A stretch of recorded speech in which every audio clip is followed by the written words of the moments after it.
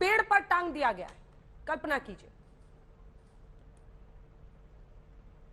कल्पना से परे है अंजना जी। और मुझे ऐसा लगता है कि हम सब लोग जो ये डिबेट कर रहे हैं, जो इसके बारे में बात कर रहे हैं, राजनीति को दूर रख के बात करें। जहां तक आवाज उठाने की बात है, बिल्कुल आवाज उठाई जाएगी। जहां तक सरकार की प्रणाली की बात है, अगर नहीं होगा तो क्वेश्चन भी किया जाएगा, होगा तो आपकी तारीफ भी करी जाएगी, न्याय तो मिले। लेकिन अंजना जी, आजादी के 75 साल मना रहा है हिंदुस्तान, और आजादी के 75 साल में कौन है वो लोग, क्या समाज है ये, जहां पर दो बहनों को मारकर उनको लटका दिया जाता है। मुझे रत्ती भर फर्क नहीं पड़ता है कि वो छोटू सन ऑफ छेतराम थे या वो सलालुद्दीन सन ऑफ करीमुद्दीन या इस्लामुद्दीन थे। मुझे रत्ती भर फर्क नहीं पड़ता है। मुझे फर्क नहीं पड़ता है कि रेपिस्ट हिंदू है या मुसलमान है। मुझे फर्क ये पड़ता है कि देश की इन लड़कियों को किसकी कुबत है। कहीं लड़की को जलाया जा रहा है, कहीं लड़की को मार के फांसी पर टांग दिया जा रहा है, लड़की अगर जा रही है उसको खेत में बलात्कार हो रहा है। उसके बारे में हम चर्चा कब करेंगे? ये कौन सा हिंदुस्तान हम बना रहे हैं?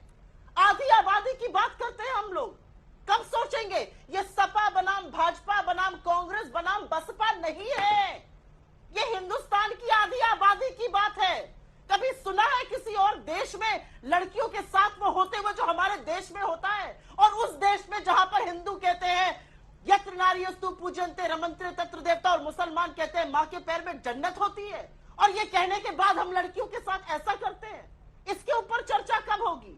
कब होगी चर्चा कि निर्भया होता है इस देश में, अंकिता के साथ होता है, बलात्कारी गुजरात में रिहा हो जाते हैं। और नजीर बनाने की अगर बात है ना, हम सबको मिलकर नजीर एक साथ बनानी होगी, और वो नजीर बनानी होगी कि औरत की तरफ गंदी निगाह से देखने वाले उसको शर्म आ जानी चाहिए, उसकी हिम्मत नहीं होनी चाहिए।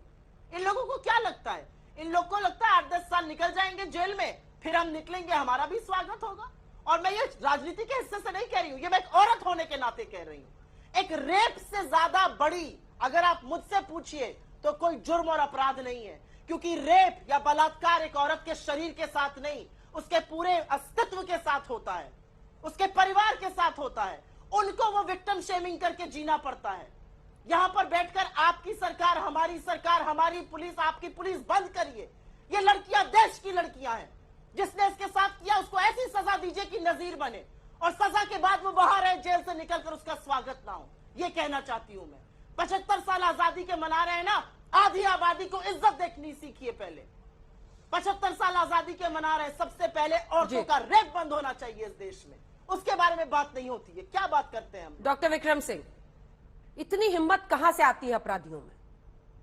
पुलिस का खौफ नहीं होता होगा ना सर, तभी तो इस तरह का अपराध करने के बाद, जान से मारने के बाद पेड़ पर टांगते हैं। सोचिए उस लम्हे की कल्पना अगर हम लोग करें तो किस तरह की हिम्मत ये बनती है अपराधियों में। और महिलाओं के साथ हो रहे अपराध को लेकर ये देश हमेशा बस जितने नारेबाजी करवा लीजिए, कैंडल मार्च निकलवा लीजिए, इंडिया गेट पर पहुंचा दीजिए। निर्भया केस में सर 10 साल लग गए, और निर्भया की मां मुझे बताती थी कि जब जब वो कोर्ट में जाती थी, अपराधी और उसके परिवार के लोग हंसते थे उनके सामने।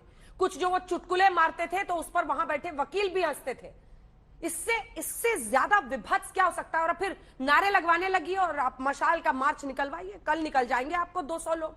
ये देश कौन सी दुनिया में जीता है? और क्यों ऐसी घटनाएं होती हैं? और पुलिस का खौफ क्यों नहीं है महिलाओं के खिलाफ अपराध के मामलों में? अंजना